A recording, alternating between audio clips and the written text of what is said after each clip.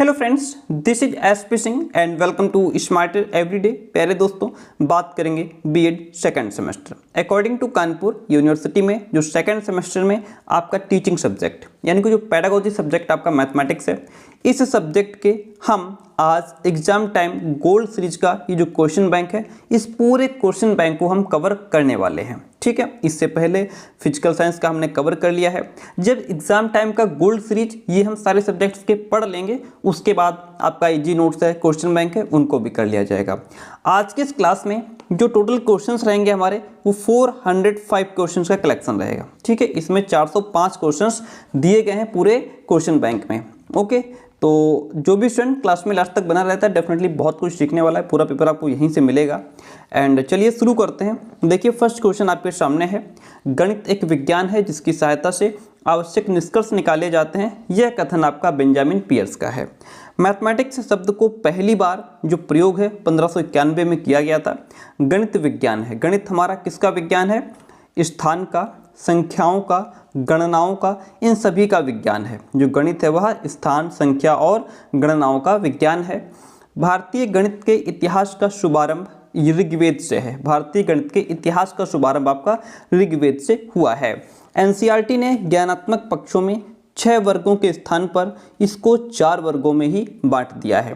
कितना? 6 के स्थान पर 4 वर्गों में एनसीईआरटी ने ज्ञानात्मक पक्षों को विभाजित किया है।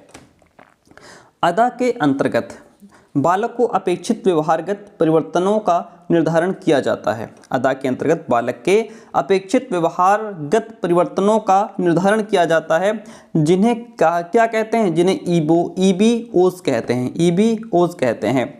प्रदा में बालकों के वास्तविक व्यवहारगत परिवर्तन निहित होते हैं। इन्हें क्या कहा जाता है? इन्हें आरएलओज कहा जाता है। ज्ञानात्मक पक्ष के प्राप्य उद्देश्यों का वर्गीकरण डॉक्टर ब्लूम ने आपका 1956 में किया था। इसमें आंसर जो 1954 है वो गलत दिया है। 1956 में किया था। किसमें किया था? 1956 में किया था। गणित के इतिहास में सर्वप्रथम जो विकास हुआ वह आपका अंक गणित का हुआ। गणित के इतिहास में सबसे पहले अंक गणित का डेवलपमेंट हुआ। सबसे पहले जो है अंक गणित आया। शून्य का आविष्कार भारत की देन है। दार्शनिक स्थान मान पद्धति का आविष्कार गणित के क्षेत्र में अभूतपूर्व देन है। भारत की देन है। ये किसकी देन है? भारत की देन है। नेपोलियन का कथन है, गणित की उन्नति तथा वृद्धि देश की संपन्नता से संबंधित है। ये गणित का कौन सा मूल्य दृष्टिगोचर होता है? यहाँ पे गणित का सांस्कृतिक मूल्य दृष्टिगोचर होता है। यहाँ पे गणित का सांस्कृतिक मूल्य दृष्टिगोचर होता है। हागबेन के अनुसार अगर बात करें तो गणित सभ्यता का दर्पण है। यह कथन गणित के किसी मूल्य से संबंधित है, तो यह आपका जो है सांस्कृतिक मूल्य से संबंधित है। गणित की सर्वप्रथम विकसित शाखा आपकी अंक गणित है। 1 से 9 तक के अंकों को हिंदसा कहते हैं अरब के लोग। कौन? अरब के लोग। 1 से 9 तक के अंकों को हिंदसा कहते हैं अरब के लोग। मुख्य रूप से रेखा गणित का जो विकास हुआ वो आपका उत्तर वैदिक काल में हुआ। मुख्य रूप से रेखा गणित का विकास उत्तर वैदिक काल में हुआ। निम्नलिखित गणितज्ञों में प्राचीनतम जो गणितज्ञ हैं वो आपके आर्यभट्ट प्रथम हैं। पृथ्वी गतिशील और सूर्य स्थिर है, यह सबसे पहले प्रतिपादित करने वाले गणितज्ञ आपके आर्यभट्ट प्रथम हैं। पृथ्वी गतिशील और सूर्य स्थिर है, ये सबसे पहले प्रतिपादित करने वाले गणितज्ञ आपके आर्यभट्ट प्रथम हैं। गणितज्ञ जो 33 वर्ष की आयु में मृत्यु को प्राप्त हो गए वो आपके रामानुजम थे। कौन थे? वह आपके रामानुजम थे। ये आप देख पा रहे हैं सामने, ये शॉर्ट नोट्स हैं गणित के। ठीक है, जो कि पेड स्टूडेंट्स के अवेलेबल होता है। पेड स्टूडेंट्स के लिए ही अवेलेबल होते हैं। जैसे इसमें पॉइंट टू पॉइंट लिखा होता है। लिखा है जैसे भारतीय गणित के इतिहास का शुभारंभ आदि ग्रंथ ऋग्वेद से होता है। ओके, आर्यभट्ट ने सर्वप्रथम पृथ्वी को गोल मान करके उसके व्यास का सही मान 4967 योजन ज्ञात किया था। आर्यभट्ट ने ही पाई का मान 3.141 से बताया था, है ना। तो इस तरीके से इसमें पॉइंट टू पॉइंट लिखा होता है। श्रीधराचार्य ने अंक गणित पर नवछत्तिका और त्रिशतिका गणित और बीजगणित पुस्तकों की रचना की है। हमारे जो नोट्स होते हैं वो पीडीएफ फॉर्म में आपको व्हाट्सएप पर प्रोवाइड करा दिए जाते हैं। चारों पेपर के कंप्लीट नोट्स आपको फॉरवर्ड किए जाते हैं। उसके लिए आप हमें इस नंबर पे व्हाट्सएप मैसेज करके नोट्स की इन्फॉर्मेशन ले सकते हैं। ठीक है, ये जो नंबर आप देख पा रहे हैं 9628182649। चलिए आगे बढ़ते हैं। नेक्स्ट क्वेश्चन कहता है लघु गुणक। लघु गणक का आविष्कार काल जो है वह सूर्य प्रगति काल है। भारतीय अंकगणित का प्राचीनतम ग्रंथ आपका वक्षाली हस्त ग्रंथ है। भारतीय अंकगणित का सबसे पुराना जो ग्रंथ है वह वक्षाली हस्त ग्रंथ है। वर्तमान त्रिकोणमिति का विस्तृत वर्णन जो है वह आपका सूर्य सिद्धांत में मिलता है। किसमें? सूर्य सिद्धांत में। एलिमेंट्स नामक पुस्तक के लेखक यूक्लिड हैं। एलिमेंट्स नामक पुस्तक के लेखक यूक्लिड हैं। जैसा अभी हम लोग पढ़ रहे थे पीछे, पाई का मान जो है 3.141 किसने ज्ञात किया? आर्यभट्ट प्रथम ने। अंकगणित के वृहत ग्रंथ गणित सार संग्रह के रचयिता का नाम महावीराचार्य है। अंकगणित के बड़े ग्रंथ गणित सार संग्रह के रचयिता का नाम महावीराचार्य है। पाई का मान ज्ञात किया था, किसने ज्ञात किया था? आर्यभट्ट प्रथम ने। गणितज्ञ जिन्होंने डिफरेंशियल कैलकुलस पर काम किया वह आपके भास्कराचार्य थे। गणितज्ञ जो प्रायः सुबह 11 बजे तक सोते थे वे आपके रेने देकार्ते थे। रेने देकार्ते। ज्येष्ठ देव की रचना जो है वह युक्ति भाषा में की गई है। क्रियाक्रम करी के रचयिता कौन है? ये आपके शंकर पार्श्व हैं। ज्ञानात्मक उद्देश्यों को व्यवहारिक रूप में लिखने का श्रेय किसको जाता है? रॉबर्ट मेगर को जाता है। उद्देश्यों का वर्गीकरण किस रूप में होता है? उद्देश्यों का वर्गीकरण क्रमबद्ध तरीके से होता है। उद्देश्यों का वर्गीकरण क्रमबद्ध रूप में होता है। RCEM प्रणाली द्वारा सभी उद्देश्यों को कितनी मानसिक क्रियाओं में प्रस्तुत किया गया है? तो ये आपका 17 कितनी मानसिक क्रियाओं? 17 मानसिक क्रियाओं में प्रस्तुत किया गया है। नवशतिका के लेखक कौन हैं? ये आपके श्रीधराचार्य हैं। ज्या यानी कि साइन का प्रयोग सर्वप्रथम किसने किया? जो ज्या है, जो साइन है, उसका प्रयोग सर्वप्रथम भारतीयों ने किया था। गणित विज्ञान है। गणित आपका संख्याओं का, गणनाओं का, स्थान, इन सभी का विज्ञान है। जो प्रायः सुबह 11 बजे तक सोते थे रेने देकार्ते हैं। गणितज्ञ जिसने पैराबोला, हाइपरबोला शब्दों का प्रयोग किया वे यूक्लिड थे। ऐसे गणितज्ञ जिन्होंने पैराबोला, हाइपरबोला शब्दों का प्रयोग किया वे आपके यूक्लिड थे। ठीक है। निर्देशांक ज्यामिति का संबंध किससे है? निर्देशांक ज्यामिति का संबंध रेने देकार्ते से है। किससे है? रेने देकार्ते से। गणित की प्रकृति कैसी है? गणित की प्रकृति तार्किक है। गणित वह विज्ञान है जिसमें आवश्यक निष्कर्ष निकाले जाते हैं। यह कथन जॉन लॉक का है। किसका है? जॉन लॉक का है। गणित सभ्यता का दर्पण है। यह कथन आपका सांस्कृतिक मूल्य से संबंधित है। किसी गणितज्ञ के कार्यों की प्रशंसा करना किस मूल्य से संबंधित है? यह आपका सौंदर्यात्मक मूल्य से संबंधित है। गणित सभी विज्ञानों का सिंह द्वार एवं कुंजी है। यह कथन बेकन का है। किसका है? बेकन का है।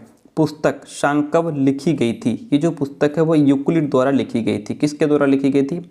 यूक्लिड के द्वारा लिखी गई थी। ज्यामिति के जनक समझे जाते हैं। ज्यामिति के जनक आर्यभट्ट जाने जाते हैं। ज्यामिति के जनक कौन है? आर्यभट्ट हैं। क्वेश्चन कहता है वह गणितज्ञ जिन्होंने जेसूट कॉलेज में अध्ययन किया वो आपके रेने देकार्ते थे। गणित शिक्षण में कंप्यूटर अनुप्रयोग सहायक नहीं है भावात्मक विकास में। जो गणित शिक्षण में जो कंप्यूटर है वह भावात्मक विकास नहीं करता है ना, वो आपका ज्ञानात्मक विकास, क्रियात्मक विकास को करने में हेल्पफुल होता है, सहायक होता है। निम्न में से कौन सा स्तर ज्ञानात्मक पक्ष का है?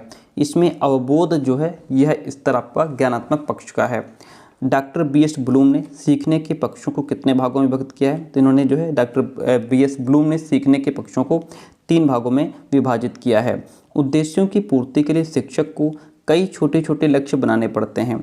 वे कहलाते हैं, वे आपके प्राप्य उद्देश्य कहलाते हैं। क्या कहलाते हैं? प्राप्य उद्देश्य कहलाते हैं। आगे बढ़ते हैं।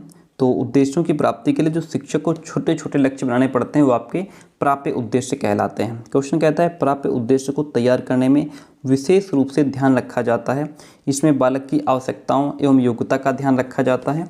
विषय वस्तु की प्रकृति का भी ध्यान रखा जाता है। विषय विशेषज्ञों की राय का भी ध्यान रखा जाता है। इसलिए ऑप्शन नंबर डी आपका राइट हो जाएगा। क्रोटोना नामक नगर जो है वह आपका पाइथागोरस से संबंधित है। क्रोटोना नामक नगर आपका पाइथागोरस से संबंधित है।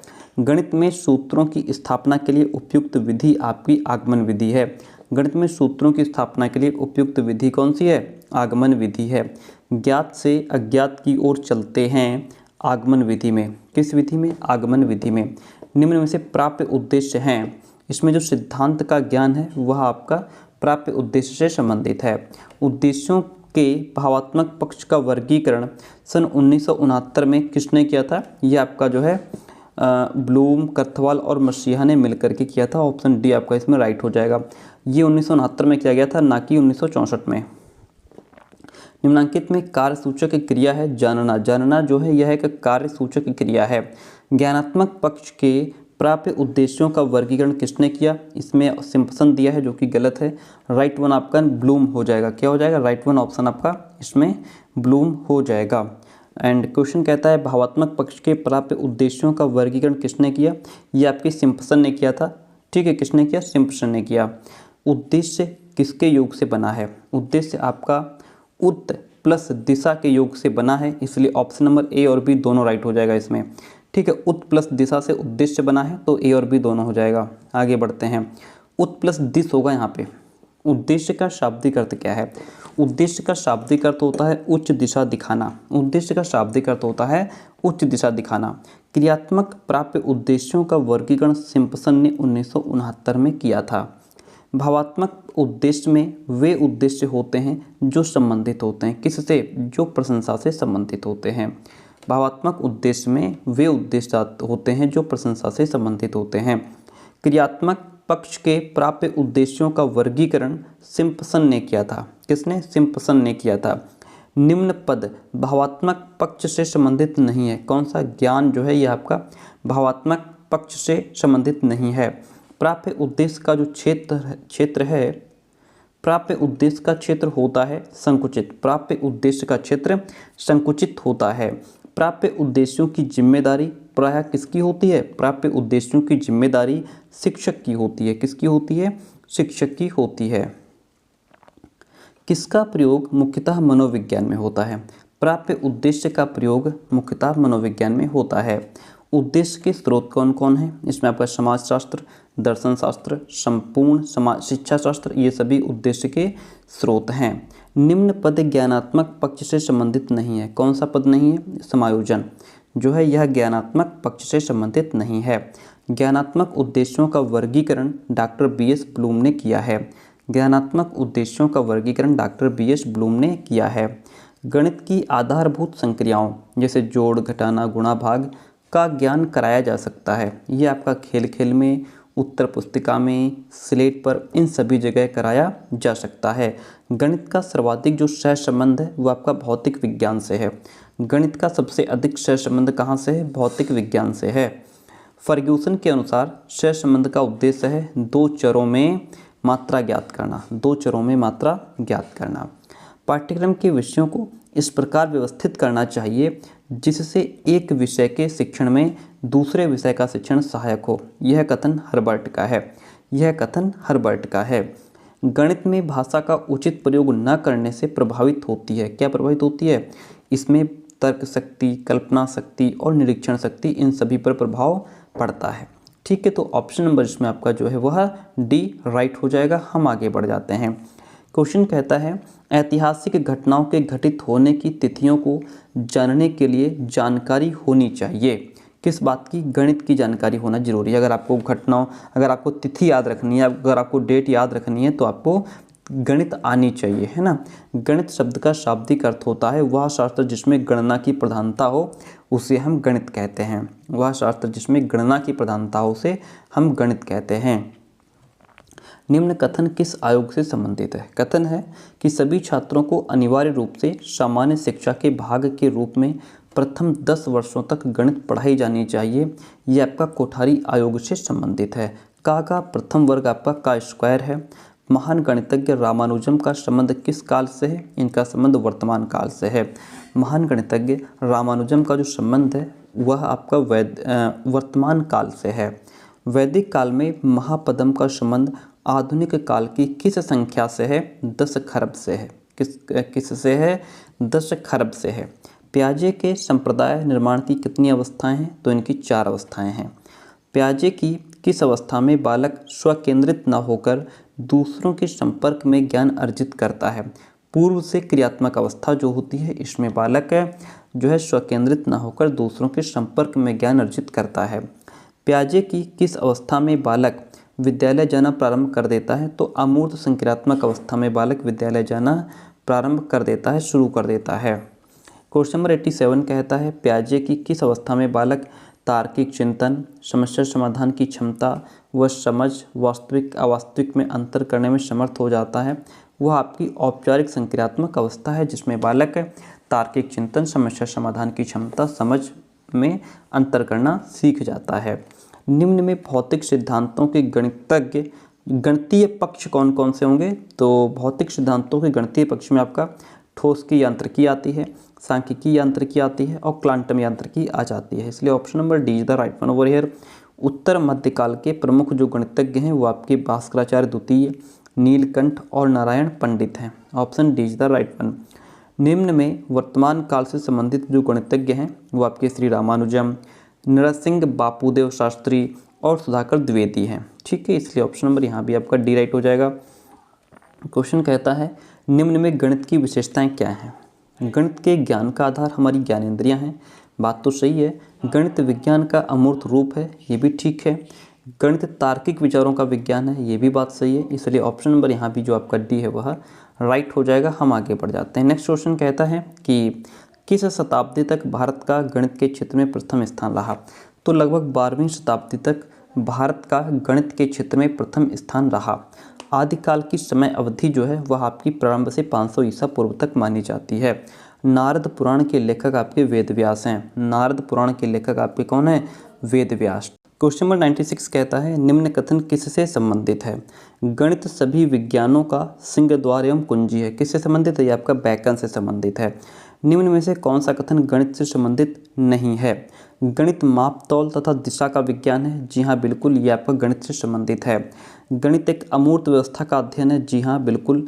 गणित ज्ञान प्राप्त परिणामों की अन्य परिस्थितियों में जांच का विज्ञान है। तो ऐसा नहीं है कि जांच का विज्ञान है, गणित में निष्कर्ष निकाले जाते हैं, ये भी ठीक है। इसलिए ऑप्शन नंबर यहाँ पे यह आपका गणित से संबंधित है नहीं है। हम आगे बढ़ जाते हैं। क्वेश्चन कहता है प्राप्त परिणामों की अन्य परिस्थितियों में जांच का विज्ञान क्या कहलाता है? यह आपका वैज्ञानिक ज्ञान कहलाता है।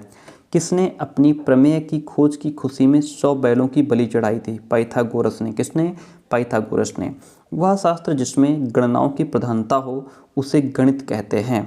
ड्राइंग में भी पढ़ाई जाती है क्या? ड्राइंग में आपकी रचनात्मक ज्यामिति पढ़ाई जाती है। ड्राइंग जो होती है आर्ट, उसमें रचनात्मक ज्यामिति पढ़ाई जाती है। बीजगणित के वर्गात्मक समीकरण को किसके द्वारा हल कर सकते हैं? तो इसको रेखा गणित के द्वारा हल किया जा सकता है। किसके बिना विज्ञान की शिक्षा अधूरी रहती है? गणित के बिना विज्ञान की शिक्षा अधूरी रहती है। हाइड्रोस्टैटिक्स से संबंधित जो विषय है वो आपका घनत्व और अपेक्षित घनत्व दोनों ही हाइड्रोस्टैटिक्स से संबंधित विषय हैं। इसलिए ऑप्शन नंबर यहाँ पे जो सी है वह राइट हो जाएगा। निम्न में गणित का संबंध किससे नहीं है? विज्ञान से, इतिहास से, व्याकरणीय अशुद्धि से, इनमें से कोई नहीं। तो इसमें व्याकरण की अशुद्धि से गणित का कोई लेना देना नहीं है ना। निम्न कथन किससे संबंधित है? गणित एक ऐसा विषय है जो मानसिक शक्तियों को प्रशिक्षित करने का अवसर प्रदान करता है। यह आपका प्लेटो से संबंधित है। गणित सभ्यता और संस्कृत का दर्पण है। यह कथन होंगवेन का है। किसका है? होंगवेन का है। आगे बढ़ते हैं। ठीक है, तो गणित सभ्यता और संस्कृत का दर्पण है, कथन किससे संबंधित है? होंगवेन से संबंधित है। क्वेश्चन कहता है a + b का whole square is equals to a² + b² + 2ab होता है। एंड बीजगणित के युगपत समीकरण को किसकी सहायता से हल कर सकते हैं? इसको ग्राफ की सहायता से हल किया जा सकता है। आंकड़ों को व्यवस्थित रूप प्रदान करने में किसका उपयोग किया जाता है? अंकगणित का उपयोग किया जाता है। किसका उपयोग? अंकगणित का उपयोग किया जाता है। किसमें आंकड़ों को व्यवस्थित रूप में प्रस्तुत किया जाता है? तो सांख्यिकीय विधि में जो आंकड़े होते हैं उनको व्यवस्थित रूप में प्रस्तुत किया जाता है। वैदिक काल में मुख्य रूप से किसका विकास हुआ? वैदिक काल में अंकगणित का विकास हुआ। नारद पुराण में किसका वर्णन है? नारद पुराण में गुणन एवं भाग, भिन्न, वर्गमूल, इन सभी का वर्णन है। पश्चिमी देशों में 0, 1, 2, 3, 4, 5, 6, 7, 8, 9 इत्यादि अंकों को हिंदू अरेबिक न्यूमेरल्स कहते हैं। हिंदू अरेबिक न्यूमेरल्स कहते हैं। Option A is the right one. अरब के लोग 1 से 9 तक के अंकों को हिंदसा कहते हैं। उद्देश्यों का क्षेत्र जो है वह व्यापक होता है। उद्देश्यों का क्षेत्र व्यापक होता है। प्राप्य उद्देश्य से संबंधित नहीं है। कौन नहीं है? ये अस्पष्ट और अनिश्चित होते हैं, ऐसा नहीं है। ठीक है, यह स्टेटमेंट आपका प्राप्य उद्देश्य से संबंधित नहीं है। क्वेश्चन कहता है उद्देश्य से संबंधित नहीं है। कौन सी बात संबंधित नहीं है? ये निश्चित और स्पष्ट होते हैं, या इनकी अवधि दीर्घकालीन होती है, ये अस्पष्ट होते हैं, इनका संबंध शिक्षा से होता है, तो उद्देश्य से संबंधित नहीं है, ये अस्पष्ट होते हैं, ये बात यहाँ पे गलत है। ऑप्शन यहाँ पे जो है वो सी हो जाएगा। ठीक है, ये निश्चित और स्पष्ट होते हैं, इनकी अवधि दीर्घकालीन होती है, इनका संबंध शिक्षा से होता है, ये सब बातें ठीक हैं। ये सही नहीं है। निम्न में गणित की जो मुख्य शाखाएं हैं वो आपकी ज्यामिति, संख्या सिद्धांत, बीजगणित, ये सभी गणित की मुख्य शाखाएं हैं। गणित सार संग्रह नामक पुस्तक के लेखक श्री महावीराचार्य हैं। कौन? श्री महावीराचार्य हैं। निम्न में से किस वैज्ञानिक ने कॉम्प्लेक्स नंबर से संबंधी बीजगणित का विकास किया? किसने किया था? गाउस ने किया था। भारतीय गणित का शुभारंभ किस वेद में मिलता है? भारतीय गणित का शुभारंभ वेदांग ज्योतिष में मिलता है। कहाँ मिलता है? वेदांग ज्योतिष में मिलता है। ऑप्शन नंबर जिसमें बी है वह आपका राइट हो जाएगा। यहाँ से हमारी यूनिट सेकंड शुरू होती है। आइए आगे बढ़ जाते हैं। देखिए पहला क्वेश्चन यहाँ पे आपका कहता है, क्वेश्चन कहता है कि योजना विधि के जन्मदाता आपके कौन है? किलपैट्रिक हैं। एंड योजना यह उद्देश्यपूर्ण कार्य है जिसे लगन के साथ सामाजिक वातावरण में पूरा किया जाता है। यह कथन किसका है? यह आपका किलपैट्रिक का स्टेटमेंट है। अलग अलग भागों को जोड़ना संश्लेषण विधि का सिद्धांत है। अलग अलग भागों को जोड़ना संश्लेषण विधि का सिद्धांत है। प्रोजेक्ट वह सहृदय उद्देश्यपूर्ण कार्य है जो सामाजिक वातावरण में पूर्ण संलग्नता से किया जाए। प्रोजेक्ट वह सहृदय उद्देश्यपूर्ण कार्य है जो सामाजिक वातावरण में पूर्ण संलग्नता से किया जाए। यह कथन किलपैट्रिक का है। सूक्ष्म शिक्षण का विकास एलन के द्वारा कब किया गया था? 1961 में किया गया था, अमेरिका में। 1961 में अमेरिका में किया गया था। ठीक है, देखिए यहाँ पे स्टेटमेंट लिखा हुआ है। ये आपका गणित शिक्षण में सूक्ष्म शिक्षण क्या है? सूक्ष्म शिक्षण का विकास स्टैनफोर्ड विश्वविद्यालय अमेरिका में सन 1961 में एलन एचसन एवं ब्रूस के संयुक्त प्रयास के फलस्वरूप हुआ था। सूक्ष्म शिक्षण का जन्मदाता D.W. एलन को माना जाता है। किसको माना जाता है? D.W. एलन को माना जाता है। भारत में सन 1967 में D.D. तिवारी ने सूक्ष्म शिक्षण शब्द का प्रयोग शिक्षण प्रशिक्षण के क्षेत्र में प्रारंभ किया था। ठीक है, क्वेश्चन नंबर 6 कहता है NCERT के अनुसार सूक्ष्म शिक्षण क्वेश्चन नंबर 6 कहता है NCERT के अनुसार सूक्ष्म शिक्षण प्रक्रिया में छात्रों की संख्या कितनी होनी चाहिए? तो ये 5 से 10 होनी चाहिए। क्लिफ्ट एवं उनके सहयोगियों के अनुसार सूक्ष्म शिक्षण प्रक्रिया कितनी अवस्थाओं में संपन्न होती है? ये आपकी 3 अवस्थाओं में संपन्न होती है। गणित में सूत्रों की स्थापना हेतु जो उपयुक्त विधि है वो गणित में सूत्रों की स्थापना के लिए कौन सी विधि उपयुक्त है? देखिए जैसा कि इसमें आंसर में दिया हुआ है कि इनमें से कोई भी नहीं। ठीक है, ये ऑप्शन सही है, लेकिन अगर यहाँ पे होता तो गणित में सूत्रों की स्थापना के लिए उपयुक्त विधि आखिर कौन सी है? अगर इसमें से कोई नहीं है तो वो आपकी आगमनात्मक विधि है। कौन सी विधि है? आगमन विधि है। ठीक है, आगमन विधि, सॉरी क्या है? आगमन विधि है। ठीक है, आगमन या फिर आगमनात्मक विधि भी कह सकते हैं इसको। गणित में सूत्रों की स्थापना है तो जो उपयुक्त विधि है वो आपकी आगमन विधि है। इसमें आगमन दिया नहीं है इसलिए इसमें से कोई भी नहीं हो जाएगा। अज्ञात से ज्ञात की ओर किस विधि में अग्रसर रहते हैं? अज्ञात से ज्ञात की ओर हम लोग निगमन विधि में अग्रसर होते हैं।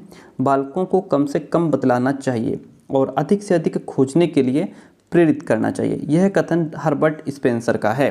प्रयोगशाला विधि का सिद्धांत है करके सीखना। प्रयोगशाला विधि का सिद्धांत क्या है? करके सीखे बच्चा। शिक्षण की वह विधि जो वास्तविक तर्कशक्ति प्रयोगों एवं निरीक्षण पर आधारित है वह आपकी प्रयोगशाला विधि है। पाठ्यवस्तु को व्यवस्थित करने में किस सिद्धांत का पालन किया जाता है? तो इसमें सरल से कठिन की ओर, स्थूल से सूक्ष्म की ओर, ज्ञात से अज्ञात की ओर सिद्धांत का पालन किया जाता है। विधि मास्टर की मास्टर है, यह कथन टेलीरेंट का है। विधि मास्टर की मास्टर है, यह कथन टेलीरेंट का है। बाल केंद्रित जो विधि है आपकी वो समस्या समाधान विधि, योजना विधि, इंटरनेट के द्वारा सीखना, ये सभी बाल केंद्रित विधि हैं। Professor H.E. आर्मस्ट्रॉन्ग का संबंध किससे है? तो इनका संबंध समस्या समाधान विधि से है। त्रुटि पृष्ठ का संबंध किससे है? त्रुटि पृष्ठ का संबंध रेखीय अनुदेशन से है। आगमन विधि से संबंधित नहीं है। आगमन विधि से संबंधित क्या नहीं हो जाएगा? इसमें आपका स्थूल से सूक्ष्म की ओर। निगमन विधि का प्रयोग किसमें किया जाता है? निगमन विधि का प्रयोग आपका बीजगणित में, रेखागणित में, त्रिकोणमिति में, इन सभी में किया जाता है। निगमन विधि से संबंधित नहीं है। कौन नहीं है? विशेष से सामान्य की ओर निगमन विधि से संबंधित नहीं है। ठीक है, फिर नेक्स्ट क्वेश्चन कहता है 500 रुपये का 5% वार्षिक ब्याज की दर से 2 वर्ष का ब्याज कितना होगा? जब आप इसको निकालेंगे तो लगभग वही 50 रुपये आएगा, है ना। किस विधि में बालक स्वयं नियम एवं सूत्रों का निर्धारण करते हैं जिससे उनमें आत्मविश्वास का विकास होता है? वह आपकी आगमन विधि है। वह आपकी आगमन विधि है। वो कौन सी विधि है जिसमें बालक को नियम या सूत्र पहले ही बता दिए जाते हैं? वह आपकी निगमन विधि है। कौन सी विधि? निगमन विधि है। निम्न में छात्र केंद्रित विधि कौन सी है? छात्र केंद्रित विधि आपकी आगमन विधि है। निम्न में से कौन सा दृश्य सामग्री का उदाहरण है? तो वह आपका प्रतिरूप यानी कि मॉडल हो जाएगा। टेलीविज़न जो है वह आपकी दृश्य श्रव्य सामग्री है जिसमें हम देख भी सकते हैं, सुन भी सकते हैं।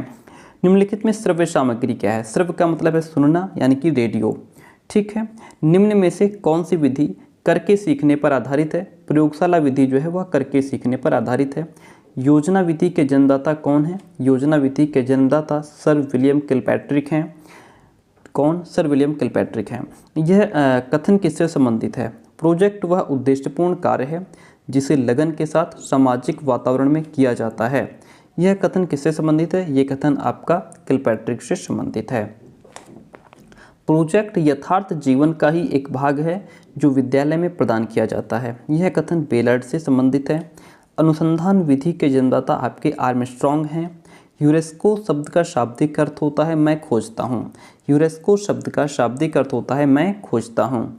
ह्यूरिस्टिक शब्द की उत्पत्ति किस भाषा से मानी जाती है? ह्यूरिस्टिक शब्द की उत्पत्ति जो है वह आपकी ग्रीक भाषा से मानी जाती है। दृश्य श्रव्य सामग्री कितने प्रकार की होती है? ये आपकी 3 प्रकार की होती है।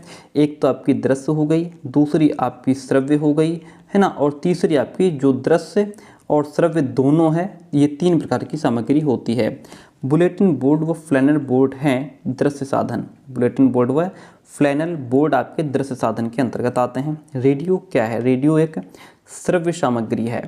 किसने टोली शिक्षण प्रविधि का विकास किया? वो आपके जे फ्रीमैन हैं जिन्होंने समूह शिक्षण प्रविधि का विकास किया, टोली शिक्षण प्रविधि का विकास किया। हार्वर्ड विश्वविद्यालय में सर्वप्रथम 1995 में किस प्रविधि का प्रयोग किया गया? तो आपकी टोली शिक्षण थी यानी कि समूह शिक्षण का। निम्न में शिक्षण विधि नहीं है। कौन नहीं है? तो आपकी जो टोली शिक्षण विधि है वह शिक्षण विधि नहीं है। आगे बढ़ते हैं। देखिए क्वेश्चन कहता है सक्रिय अनुबंधन का सिद्धांत किसने प्रतिपादित किया था? सक्रिय अनुबंधन का सिद्धांत देने वाले आपके स्किनर हैं। कौन सी विधि अध्यापक केंद्रित है? तो इसमें जो व्याख्यान विधि है इसमें अध्यापक केंद्र में होता है ना, यानी अध्यापक एक्टिव होता है, इसलिए ये व्याख्यान विधि अध्यापक केंद्रित है। फिल्म है। फिल्म क्या है? फिल्म जो है वह दृश्य श्रव्य सामग्री है जिसमें हम चीज़ों को सामने देख भी पा रहे हैं, सुन भी पा रहे हैं। टेप रिकॉर्डर है। टेप रिकॉर्डर क्या है? टेप रिकॉर्डर एक श्रव्य सामग्री है जो सिर्फ और सिर्फ सुनने के काम आता है। अज्ञात से ज्ञात की ओर किस विधि में अग्रसर रहते हैं? अज्ञात से ज्ञात की ओर हम लोग निगमन विधि में चलते हैं। निम्न में संश्लेषण विधि का गुण नहीं है। कौन सा नहीं है? इस विधि में छात्र वास्तविक क्रियाओं के द्वारा नहीं सीख पाते हैं। यह आपका संश्लेषण विधि का गुण नहीं है। एलन एवं रेयॉन ने सूक्ष्म शिक्षण के कितने सिद्धांतों का वर्णन किया है? तो इन्होंने 5 सिद्धांतों का वर्णन किया है।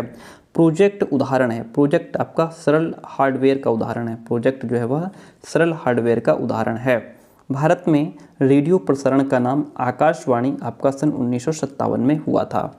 आगमन विधि से सूत्रों तथा नियमों को प्रतिपादित करने, तत्पश्चात निगमन विधि से आगे बढ़ने और जो है आयास कराने की प्रक्रिया को क्या कहा जाता है? तो इसको जो है आगमन निगमन विधि कहा जाता है। गणित विषय से संबंधित नवीन तथ्यों, नियमों, सिद्धांतों और सूत्रों का ज्ञान किस विधि द्वारा दिया जाना चाहिए? ये आपका आगमन विधि द्वारा दिया जाना चाहिए। आगमन विधि द्वारा दिया जाना चाहिए।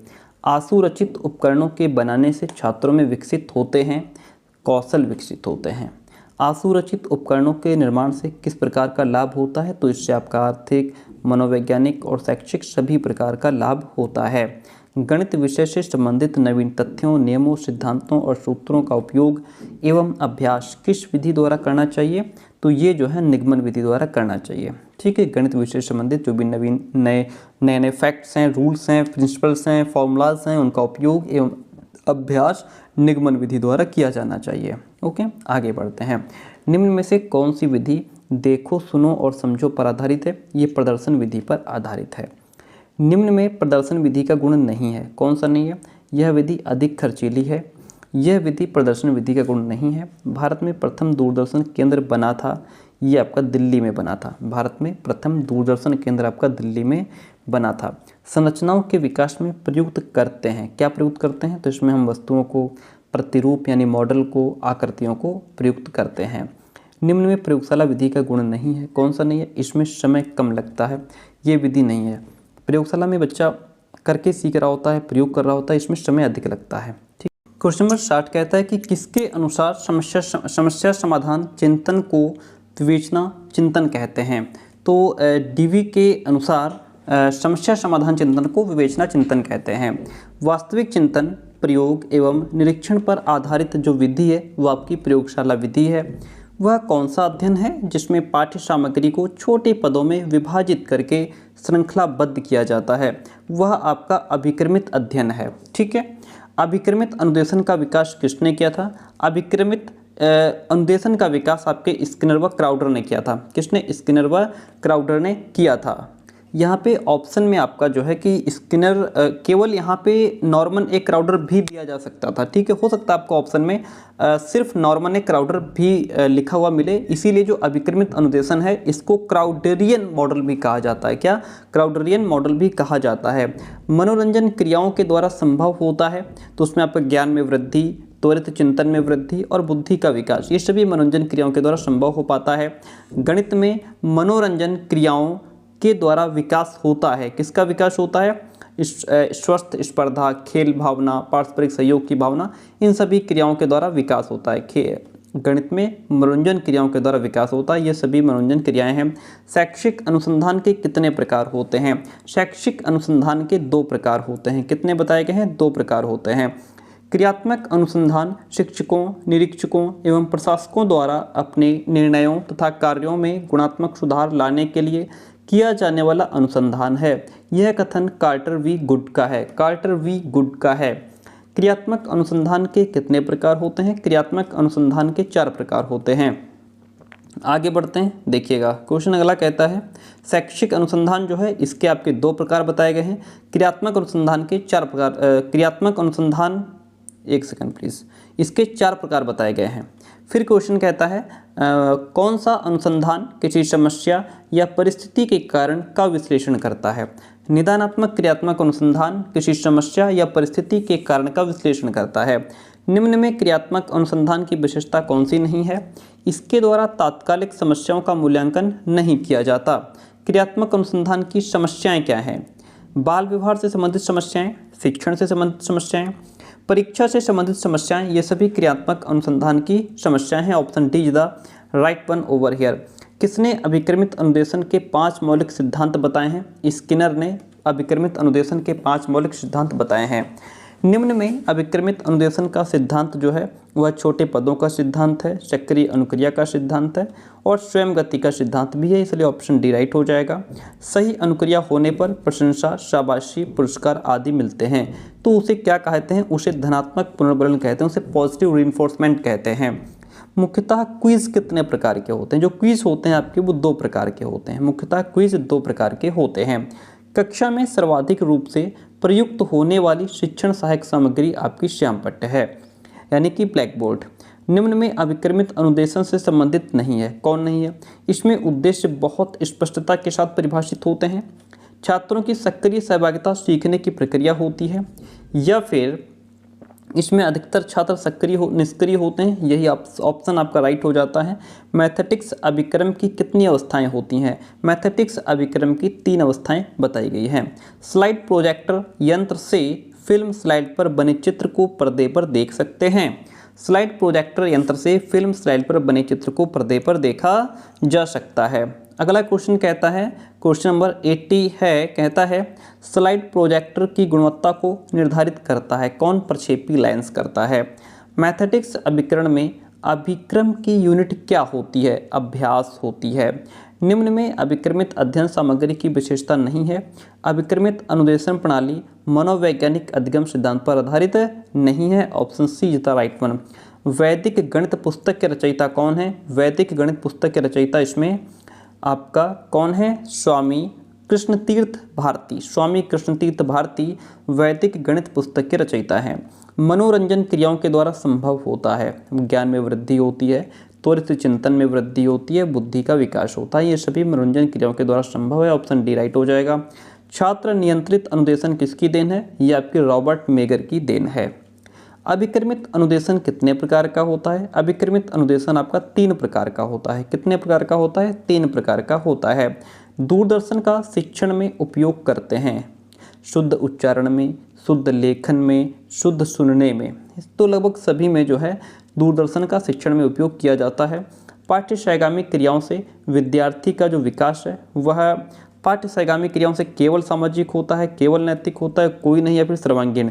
तो यहाँ पे ऑप्शन नंबर जो बी है वह राइट हो जाएगा।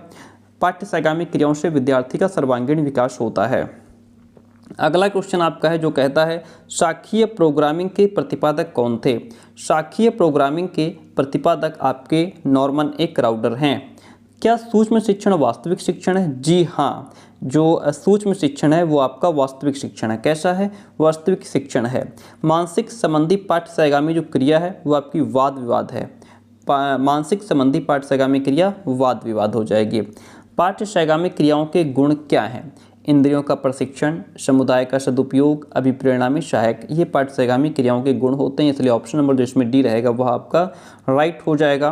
सूक्ष्म शिक्षण की अवधारणा का विकास कब और कहाँ हुआ? मैंने पहले ही बताया था आपको, अमेरिका में 1961 में हुआ था। सूक्ष्म शिक्षण विधि के जनक आपके D.W. एलन एवं कीथ एचिसन माने जाते हैं। D.W. एलन एवं कीथ एचिसन माने जाते हैं। सूक्ष्म शिक्षण का विकास किसके द्वारा किया गया था? ये आपके एलन के द्वारा किया गया था। जनक भी वही माने जाते हैं। पाठ्य सहगामी क्रियाएं जो हैं वो आपकी पाठ्यक्रम की पूरक हैं, शिक्षाप्रद होती हैं, गणित विषय के प्रति प्रेरित करती हैं। Option D is the right one over here. NCC जो है वह एक शारीरिक क्रिया है। एनसीसी शारीरिक क्रिया है। निम्न कथन किससे संबंधित है? सूक्ष्म शिक्षण समस्त शिक्षण को लघु क्रियाओं में बांटता है। यह एलन से संबंधित है। किससे? यह एलन से संबंधित है। एनसीईआरटी के द्वारा सूक्ष्म शिक्षण चक्र की अवधि कितनी निर्धारित की गई है? तो यह आपकी 36 मिनट निर्धारित की गई है। सूक्ष्म शिक्षण का विकास किस विश्वविद्यालय में हुआ था? सूक्ष्म शिक्षण का जो विकास है वो आपका स्टैनफोर्ड विश्वविद्यालय अमेरिका में हुआ था। सूक्ष्म शिक्षण के पद हैं, सूक्ष्म शिक्षण के कितने पद हैं? इसमें आपका विशिष्ट कौशलों की रूपरेखा तैयार करना, पुनः मूल्यांकन करना, सूक्ष्म पाठ्य योजना तैयार करना, ये सभी पद इसमें आ जाते हैं। एनसीईआरटी के द्वारा सूक्ष्म शिक्षण में सूक्ष्म पाठ की जो अवधि है वो कितनी निर्धारित की गई है? सूक्ष्म पाठ की अवधि 6 मिनट की निर्धारित की गई है। सूक्ष्म शिक्षण चक्र के पदों का सही क्रम क्या है? देखिए, इसमें सबसे पहले योजना बनाई जाती है, पहले लेसन प्लान तैयार किया जाता है, फिर टीचिंग की जाती है, फिर उसका फीडबैक दिया जाता है। जो भी मिस्टेक्स वगैरह होती हैं, कमियां होती हैं, उनको सुधार करके फिर से पुनः पाठ्य योजना बनाई जाती है, पुनः शिक्षण होता है, पुनः प्रतिपुष्टि होती है। ठीक है, तो option B is the right one over here. पाठ्य सहगामी क्रियाओं में होने चाहिए, क्या होने चाहिए? इसमें छात्रों की सहभागिता बहुत आवश्यक है। साहित्यिक क्रिया क्या हो जाएगी? पुस्तकालय कार्य का संगठन आपका साहित्यिक क्रिया है। पुस्तकालय कार्य का संगठन आपका साहित्यिक क्रिया है। निम्न में सूक्ष्म शिक्षण के जो गुण हैं, इसमें शिक्षण व्यवहार को प्रमुख स्थान दिया गया है। यह सरलीकृत प्रशिक्षण पृष्ठभूमि प्रदान करता है। यह मुख्य भूमिका छात्राध्यापक की इसमें होती है, इसलिए ऑप्शन डी राइट हो जाएगा। निम्न में सूक्ष्म शिक्षण की उपयोगिता क्या नहीं है?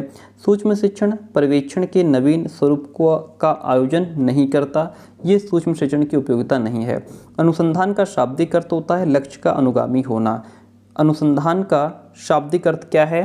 अगर प्रॉपर तरीके से बात करें तो अनुसंधान का जो शाब्दिक अर्थ है वो होता है ज्ञान की खोज करना। अनुसंधान का शाब्दिक अर्थ होता है ज्ञान की खोज करना। ठीक है, ये ऑप्शन अगर होता तो बेस्ट होता। ज्ञान की खोज करना, ये अनुसंधान का शाब्दिक अर्थ होता है ज्ञान की खोज करना। यहाँ पे दिया है लक्ष्य का अनुगामी होना, तो ठीक है, मान लेते हैं ऑप्शन ए राइट हो जाता है। निम्न कथन किससे संबंधित है? शैक्षिक अनुसंधान वह प्रक्रिया है जो शैक्षिक परिस्थितियों में एक व्यवहार संबंधी विज्ञान के विकास की ओर अग्रसर होती है। यह आपकी MM ट्रेवर्स से संबंधित है। MM ट्रेवर्स से संबंधित है। निम्न में क्रियात्मक अनुसंधान का महत्व नहीं है। किसमें नहीं है? इसके द्वारा विद्यार्थियों की उपलब्धि का स्तर बढ़ाया जा सकता है, या इसके द्वारा अनुशासनहीनता को नहीं सुलझाया जा सकता है। क्रियात्मक अनुसंधान का महत्व किसमें नहीं है? तो इसके द्वारा जो है अनुशासनहीनता को नहीं सुलझाया जा सकता। ऑप्शन बी आपका राइट हो जाता है। निम्न में वह कौन सा शब्द है जो 2 शब्दों से मिलकर के बना है? तो क्रियात्मक प्लस अनुसंधान, रिसर्च, एक्शन, ये सभी दो शब्दों से मिलकर के बने हुए हैं। गणित शिक्षण में सहायक सामग्री के मुख्य प्रकार क्या हो जाएंगे आपके? श्रव्य सामग्री, दृश्य सामग्री, श्रव्य दृश्य सामग्री, ये सभी जो हैं शिक्षण सहायक सामग्री के मुख्य प्रकार हैं। निम्नलिखित में श्रव्य सामग्री जो है वो आपकी रेडियो जो है सुनने के काम आता है, तो ये श्रव्य सामग्री हो गई। श्रव्य सहायक सामग्री का उपयोग जो है वह हम शुद्ध उच्चारण में करते हैं। दृश्य सहायक सामग्री का उपयोग शुद्ध लेखन में होता है। दृश्य सहायक सामग्री का उपयोग शुद्ध लेखन में होता है। एंड यहाँ पे जो दृश्य सहायक सामग्री जिसमें बच्चा देखता है, उसमें जब देखता है तो शुद्ध उच्चारण भी करता है, शुद्ध लिखता भी है, शुद्ध पढ़ता भी है। ऑप्शन यहाँ पे डी आपका ज़्यादा बेस्ट ऑप्शन है। दृश्य सहायक सामग्री का उदाहरण इसमें आपका दृश्य में टेप रिकॉर्डर कहाँ से आ जाएगा? इसमें आपका जो है दृश्य में आपका मॉडल आ जाएगा, ठीक है, दृश्य में आपका मॉडल आ जाएगा, इसमें भी ऑप्शन गलत है। टेप रिकॉर्डर आपका श्रव्य साधन है, ओके। श्रव्य सहायक सामग्री का उपयोग करते हैं हम शुद्ध उच्चारण में, ठीक है, इसमें तो ये सही है। दृश्य सहायक सामग्री का मॉडल हो जाएगा, ऑप्शन डी जो है वो आपका राइट हो जाएगा। अगर यहाँ पे दृश्य श्रव्य होता तो हम फिल्म के साथ चले जाते, लेकिन फिर इसमें सिर्फ दृश्य पूछ रहा है तो मॉडल के साथ, प्रतिरूप के साथ में हम जाएंगे। आगे क्वेश्चन कहता है बुलेटिन बोर्ड व फ्लैनर बोर्ड जो है ये आपके दृश्य साधन है। रेडियो आपका श्रव्य सहायक सामग्री है। मैथमेटिक्स प्रोग्रामिंग विकसित करने का श्रेय थॉमस एफ गिलबर्ट को जाता है। किसको जाता है? थॉमस एफ गिलबर्ट को जाता है। मैथमेटिक्स शब्द किस भाषा से निकला है? ये आपका यूनानी भाषा से निकला है। मैथमेटिक्स शब्द आपका यूनानी भाषा से निकला है। मैथिन शब्द का क्या अर्थ होता है? मैथिन शब्द का अर्थ आपका सीखना होता है। मैथिन शब्द का अर्थ आपका सीखना होता है। आगे बढ़ते हैं, यहाँ से यूनिट नंबर 3 हमारी शुरू होती है। इस यूनिट में हमारे आई थिंक 121 क्वेश्चन होंगे। देखिए, पहला क्वेश्चन कहता है पाठ्य योजना के प्रकार हैं। पाठ्य योजना के कितने प्रकार हैं? पाठ्य योजना के 5 प्रकार बताए गए हैं। कितने? 5 प्रकार बताए गए हैं। निम्नलिखित में से कौन सा हर्बर्ट की पाठ्य योजना का पद नहीं है? विशिष्टीकरण। पाठ्यक्रम कलाकार यानी शिक्षक के हाथ में एक औजार है जिसके द्वारा वो अपनी सामग्री यानी शिष्यों को अपने आदर्शों, लक्ष्यों एवं उद्देश्यों के अनुसार अपनी चित्रशाला यानी विद्यालय में ढालता है। यह कथन कनिंघम का है। किसका स्टेटमेंट है ये? कनिंघम का स्टेटमेंट है। शिक्षण प्रक्रिया के प्रमुख घटक क्या हो जाएंगे इसमें? शिक्षक, छात्र और पाठ्यक्रम, ये तीनों ही शिक्षण प्रक्रिया के प्रमुख घटक हैं। प्यारे दोस्तों, आपको बताते चलें कि हम पेड नोट्स भी प्रोवाइड कराते हैं, ठीक है। पेड नोट्स का मतलब होता है कि आपको कुछ फीस पे करनी होती है। नोट्स आपको पीडीएफ फॉर्म में व्हाट्सएप पे मिल जाते हैं। आपको कंप्लीट नोट्स मिलते हैं 4 पेपर के, जिसमें जो हमारा कंटेंट है वो अगर आप सिर्फ उतना पढ़ लेते हैं, जैसे मैंने शॉर्ट नोट्स भी आपको अभी दिखाए थे, तो आपके लिए एनफ रहेगा। लेकिन उसके साथ में हम आपको एक्स्ट्रा में क्या देते हैं? एक्स्ट्रा जैसे आपको इजी नोट्स का क्वेश्चन बैंक आया हुआ है मार्केट में नया, है ना, इसकी कंप्लीट पीडीएफ आप तक पहुंचाते हैं।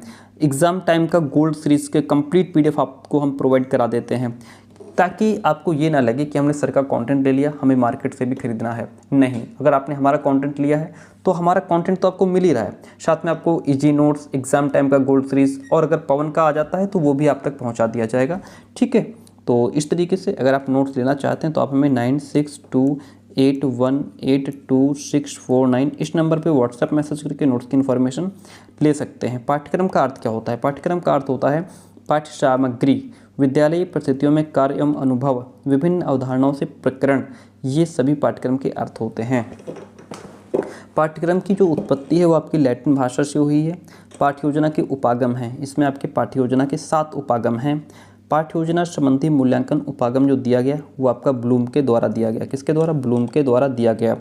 पाठ्यक्रम निर्माण के सिद्धांत हैं, देखिए, बाल केंद्रितता का सिद्धांत, लचीलेपन एवं विविधता का सिद्धांत, दूरदर्शिता का सिद्धांत, ये पाठ्यक्रम निर्माण के सिद्धांत हैं। Option D is the right one.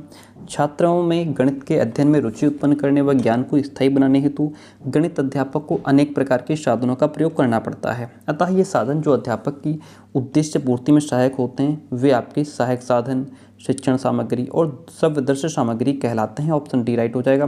कह रहा है कि निम्न कथन किससे संबंधित है? कौन सा कथन है? आइए देखते हैं।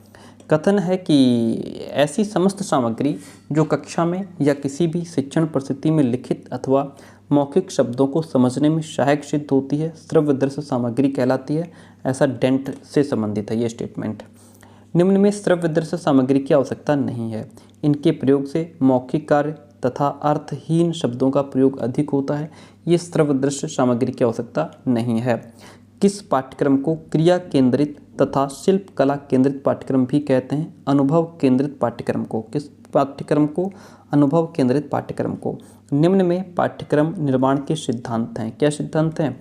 सामाजिक एवं सांस्कृतिक मूल्यों का सिद्धांत, उच्च कक्षाओं की आवश्यकता पूर्ति का सिद्धांत, उपयोगिता का सिद्धांत। ये पाठ्यक्रम निर्माण के सिद्धांत हैं। ऑप्शन डी आपका राइट हो जाएगा। पाठ्यक्रम का अर्थ क्या है? पाठ्यक्रम का अर्थ है प्रकरण, विषय वस्तु, विद्यालयी परिस्थितियों में क्रियाएं एवं अनुभव। ये ऑप्शन डी इसमें आपका राइट हो जाएगा। हम आगे बढ़ जाते हैं। पाठ्यक्रम शब्द की उत्पत्ति लैटिन भाषा से हुई है। पाठ्यक्रम जो है वह आपका व्यवहारगत परिवर्तन करने में, अध्ययन अध्यापन करने में, उद्देश्यों की पूर्ति करने में, इन सभी में आवश्यक हो जाता है। ठीक है।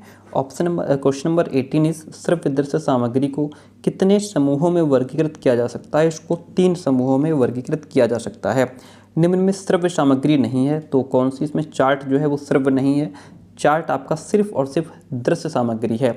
निम्न में माध्यमिक शिक्षा आयोग द्वारा पाठ्यक्रम निर्माण का सिद्धांत नहीं है, सब परंपराओं का सिद्धांत।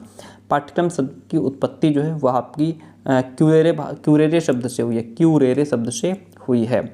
निम्न में दृश्य सामग्री कौन सी नहीं है? ग्रामोफोन श्रव्य है, ना कि दृश्य। शिक्षण सहायक सामग्री की सापेक्षिक प्रभावशीलता को किसने एक शंकु के द्वारा स्पष्ट किया? किसने किया? एडगर डेल ने। एडगर डेल द्वारा प्रदर्शित शंकु को क्या कहा जाता है? उसको कोन ऑफ एक्सपीरियंस कहते हैं।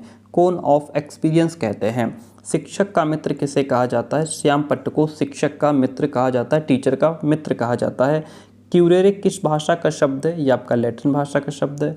क्यूरेरे का शब्द का अर्थ होता है दौड़ का मैदान। क्यूरेरे शब्द का अर्थ होता है दौड़ का मैदान। आरंभ में शिक्षक अपने शिक्षण को रोचक एवं प्रभावशाली बनाने के लिए किस पर निर्भर रहता था? तो ये आपका चौक एवं टॉक पर निर्भर रहता था। शिक्षण सामग्री के प्रकार हैं श्रव्य सामग्री, दृश्य सामग्री और श्रव्य दृश्य सामग्री। ये तीनों ही शिक्षण सामग्री के प्रकार हैं।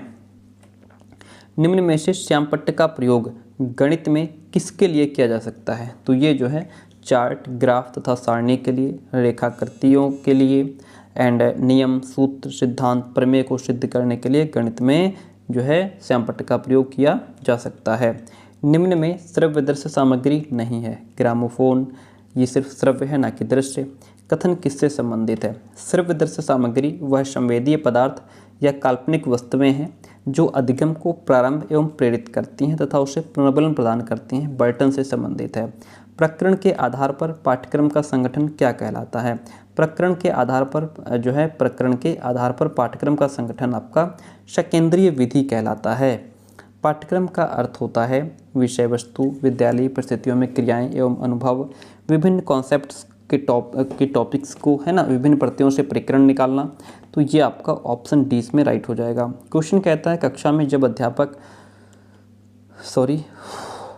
जब अध्यापक श्यामपट्ट पर लिखते हैं तो उनकी पीठ कक्षा की तरफ हो जाती है।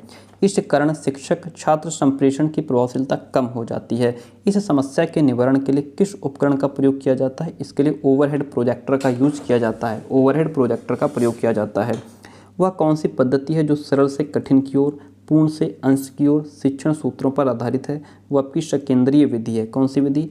सकेंद्रीय विधि है। जब कक्षा में अध्यापक की दृष्टि से विषय वस्तु को व्यवस्थित करके शिक्षण किया जाता है तो उसे पाठ्यचर्या कहते हैं। क्या कहते हैं? पाठ्यचर्या कहते हैं। आगे बढ़ जाते हैं। नेक्स्ट क्वेश्चन कहता है देखिएगा, निम्न कथन किससे संबंधित है? निम्न कथन किससे संबंधित है? पाठ्यक्रम को मानव जात के समूचे ज्ञान एवं अनुभव का केंद्र बिंदु समझा जाना चाहिए। ये फ्रोबेल से संबंधित है। किस पाठ्यक्रम का मुख्य उद्देश्य सामाजिक मूल्यों और समस्याओं पर विशेष रूप से ध्यान देना है? ये कोर पाठ्यक्रम का काम है ना, कोर पाठ्यक्रम का उद्देश्य है ये। निम्न में गणित पाठ्यक्रम की विशेषता क्या है? गणित पाठ्यक्रम की विशेषता है शिक्षा की प्रक्रिया को व्यवस्थित करने में सहायक होना। किस पाठ्यक्रम का मुख्य उद्देश्य छात्रों को विषय से संबंधित ज्ञान प्रदान करना तथा गणित विषय संबंधी समझ उनमें विकसित करना है? यह आपका विषय केंद्रित पाठ्यक्रम है। कौन सा? विषय केंद्रित पाठ्यक्रम है।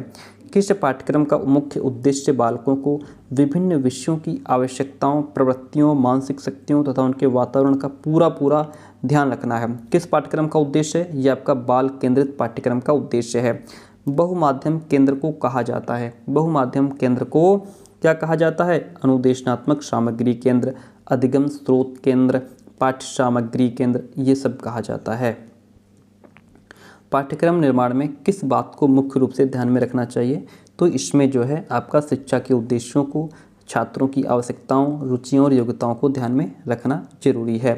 अभिभावक अपने बालकों के लिए अध्यापकों से आशा करते हैं निष्पक्ष व्यवहार की और सहानुभूति एवं प्रेम की, ठीक है, ये आशा करते हैं। ऑप्शन इसमें जो डी है वो आपका राइट हो जाएगा।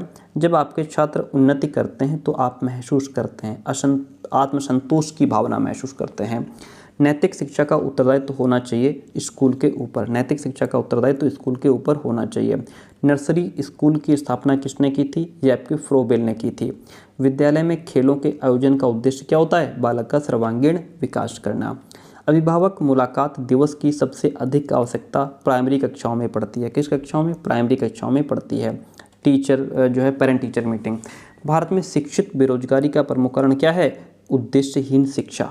आपके विचार में शिक्षा का उद्देश्य क्या होना चाहिए? बालक का सर्वांगीण विकास करना, बालक का मानसिक विकास, शारीरिक विकास, आध्यात्मिक विकास, चारित्रिक विकास, हर तरीके का विकास होना चाहिए। मूल्यांकन वो नवीन प्राविधिक पद है जो मापन के व्यापक कॉन्सेप्ट को प्रेजेंट करता है। यह कथन राइट स्टोन का है।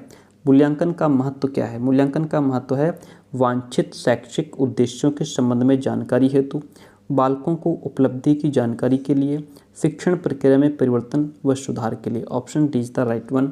मूल्यांकन प्रक्रिया का मुख्य अंग क्या है? उद्देश्य, सीखने से उत्पन्न अनुभव, व्यवहार में परिवर्तन, ये सभी मूल्यांकन प्रक्रिया के मुख्य अंग हैं। ऑप्शन डी राइट हो जाएगा।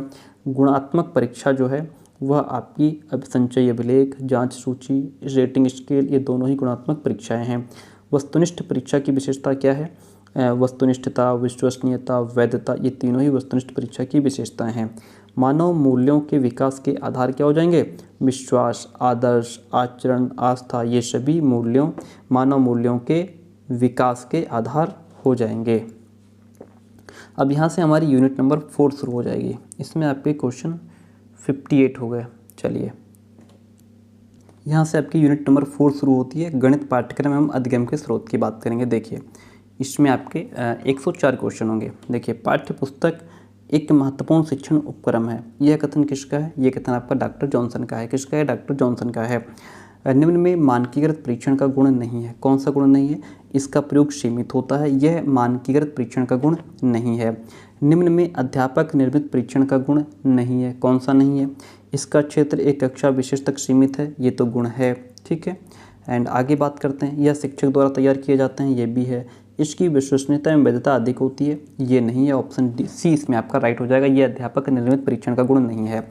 सतत मूल्यांकन का अर्थ होता है बार बार मूल्यांकन करना, यानी कि निरंतर करते रहना।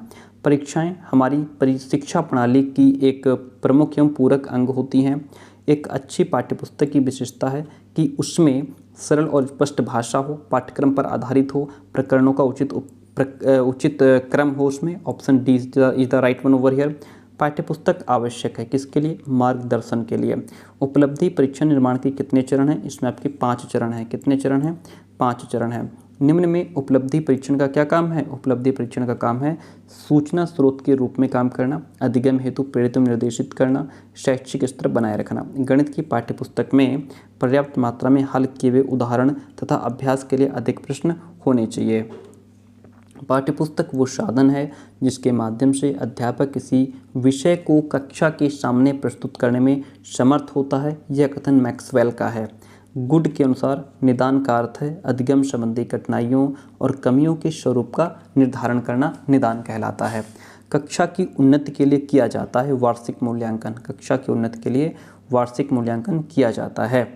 मूल्यांकन के अंग हैं इसमें, देखिए, सतत मूल्यांकन, व्यापक मूल्यांकन, वार्षिक मूल्यांकन, ये सभी आपके मूल्यांकन के अंग हैं। ऐसा परीक्षण या मूल्यांकन कार्यक्रम जिसे किसी प्रकार के निदान हेतु प्रयुक्त किया जाता है क्या कहलाता है? यह आपका निदानात्मक परीक्षण कहलाता है। विद्यार्थी पुस्तकों के विषय में अत्यधिक और सत्य के विषय में बहुत कम जानते हैं, ऐसा टी.एच. ग्रीन का स्टेटमेंट है। टी.एच. ग्रीन का स्टेटमेंट है। एक उत्तम पाठ्यपुस्तक शिक्षकों की शिक्षक होती है। यह कथन डॉक्टर थ्रिंग का है। निदानात्मक परीक्षण द्वारा इंगित छात्रों की त्रुटियों को दूर करने के लिए जो काम किया जाता है उसे उपचारात्मक शिक्षण कहते हैं। डायग्नोसिस का शाब्दिक अर्थ होता है मूल कारण या रोग निर्णय, ठीक है, option C is the right one over here.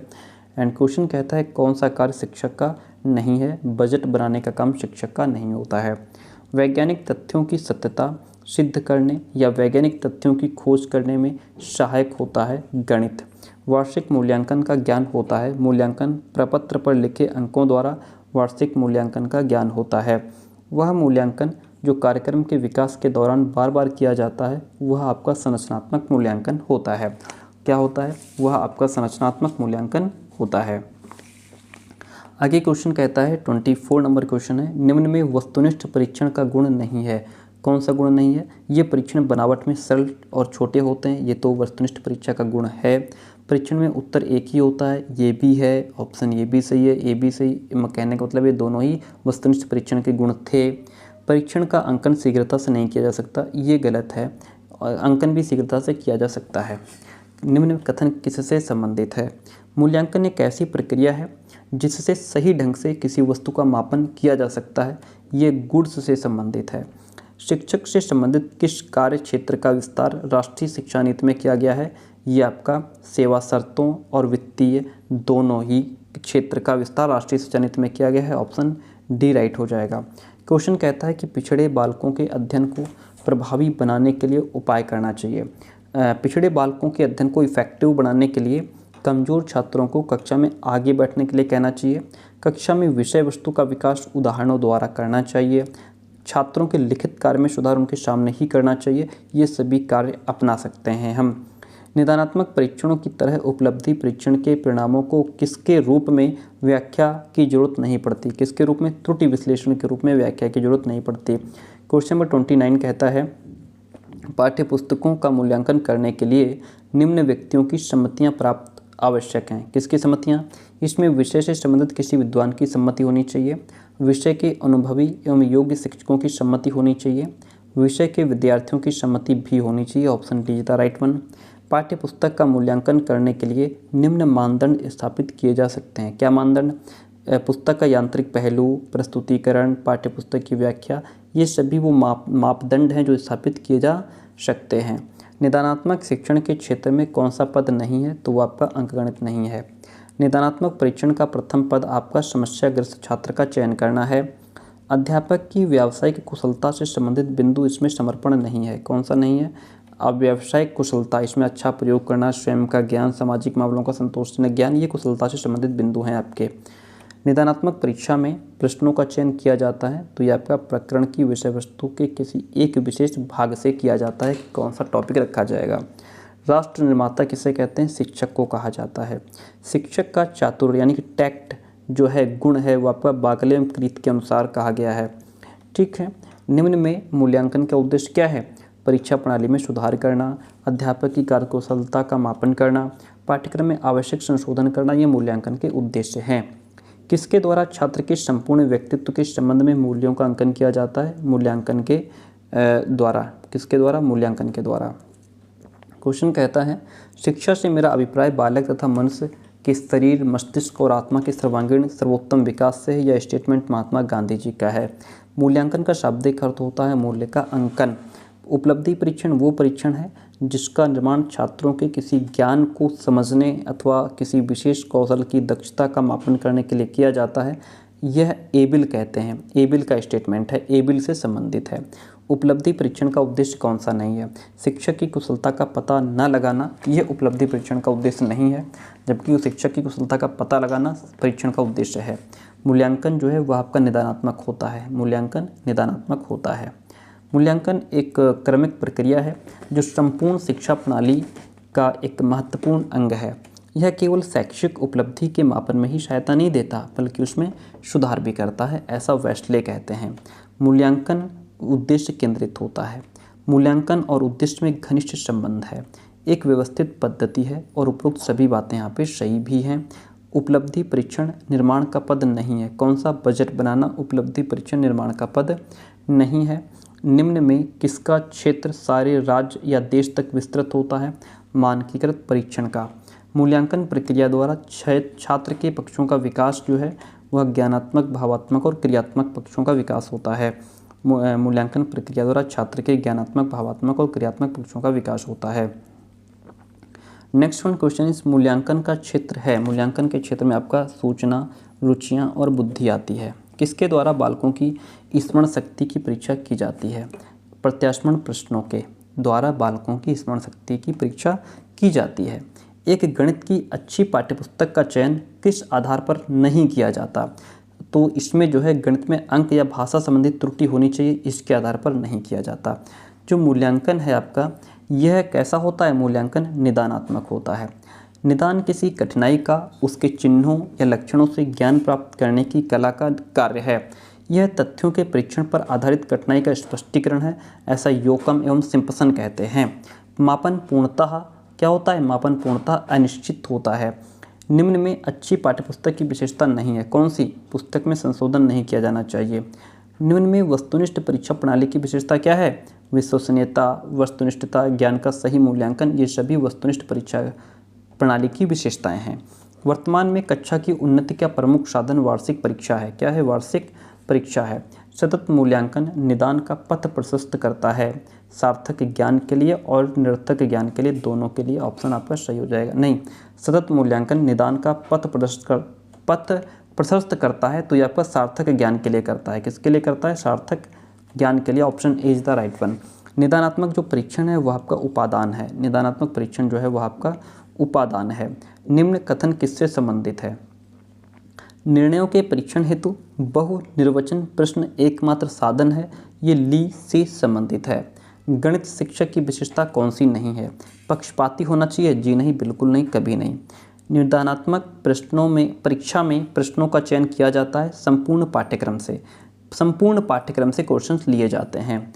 ठीक है, क्वेश्चन कहता है निदान का उच्चतम स्तर है बचाव। क्या लिखा है यहाँ पे? यहाँ पे लिखा है बचाव जो है वह निदान का उच्चतम स्तर है। यह कथन आपका योकम और सिम्पसन का है। अच्छा निर्देशन, परामर्श एवं शिक्षण हेतु महत्वपूर्ण है निदानात्मक परीक्षण। ऐसे छात्र जो कक्षा में भली भांति प्रगति नहीं कर पा रहे हैं, उनके लिए क्या होना चाहिए? उनके लिए निदानात्मक परीक्षण किया जाता है। एनसीईआरटी ने अपने वृहद सेवारत शिक्षक अभिनवीकरण कार्यक्रम 1988 में गणित अध्यापक के गुणों की अपेक्षा की है। तो इसमें प्रखर बुद्धि, बालक का पूर्ण ज्ञान और विषय के लिए उत्साह, इन सभी के लिए उन्होंने इन सभी की अपेक्षा की है। निदानात्मक परीक्षण की विशेषता है ये परीक्षाएं पाठ्यक्रम का अभिन्न अंग होती हैं। ये परीक्षाएं विश्लेषणात्मक होती हैं। ये परीक्षाएं विद्यार्थी की कमजोरी का निदान करके उसके उपचार की व्यवस्था करती हैं। इसलिए ऑप्शन नंबर यहाँ पे जो डी है वो आपका राइट हो जाएगा। शैक्षिक आयु बटे वास्तविक आयु गुणे 100 बराबर बुद्धि लब्धि का सूत्र है ये। निम्न में मूल्यांकन प्रविधि कौन सी हो जाएगी? लिखित परीक्षाएं, मौखिक परीक्षाएं, प्रयोगात्मक परीक्षाएं, ये सभी आपकी मूल्यांकन प्रविधि हैं। ठीक, आगे बढ़ जाते हैं। जिस परीक्षण पर परीक्षक का व्यक्तिगत प्रभाव नहीं पड़ता उसे वस्तुनिष्ठता कहते हैं। किसी परीक्षण की वैधता उसकी वो सीमा है जिस सीमा तक वह वही मापता है जिसके लिए इसका निर्माण किया गया हो। यह कथन क्रोनबैक का है। Doctor F.L. फ्लैप अमेरिका ने 1913 में अध्ययन किया जिसके आधार पर अच्छे अध्यापक के कितने गुणों का उल्लेख किया गया है? 10 गुणों का उल्लेख किया गया है। USA में ही बागले तथा कीथ ने फ्लैप द्वारा बताए गए 10 गुणों में कितने गुणों को और सम्मिलित किया? तो इन्होंने जो है उसमें 3 गुण और मिला दिए। वस्तुनिष्ठ परीक्षाओं में सबसे महत्वपूर्ण विशेषता विभेदन क्षमता की है। अनुमान लगाने की सर्वाधिक संभावना जो है वो आपकी बहुविकल्पीय पदों में होती है। ऑब्जेक्टिव टाइप क्वेश्चंस में हम तुक्का भी मारते हैं। गणित प्रयोगशाला हेतु योजनावृत्त प्रत्येक क्रिया गणित कार्यक्रम के किस उद्देश्य पर आधारित होनी चाहिए? ये अनुदेशात्मक उद्देश्य पर आधारित होनी चाहिए। शिक्षक के शिक्षण व्यक्तित्व का दर्पण होता है। कक्षा कक्ष, शिक्षक के शिक्षण व्यक्तित्व का दर्पण कक्षा कक्ष होता है। किसने 1902 में अमेरिकन मैथमेटिक्स सोसाइटी को संबोधित किया था? वो आपके मुरे थे। गणित प्रयोगशाला का भाग नहीं है। त्रिभुजीय कक्षा कक्ष गणित प्रयोगशाला का भाग नहीं है। निम्न में कौन सा परीक्षण विद्यार्थियों के ज्ञान, बोध, कौशल आदि का मापन करता है? वो आपका संप्राप्ति परीक्षण है।